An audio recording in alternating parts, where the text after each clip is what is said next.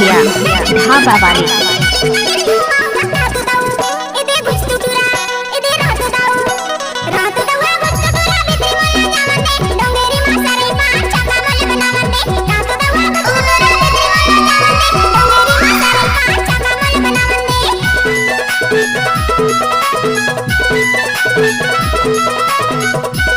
खाइए ना।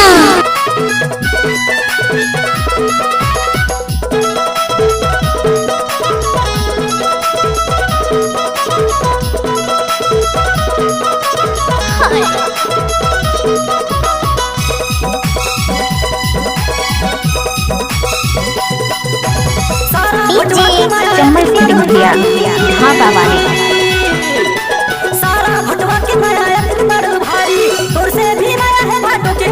खाइए ना। ए गुछ तो बाई, ए रातो बाई, रातो बाई गुछ तो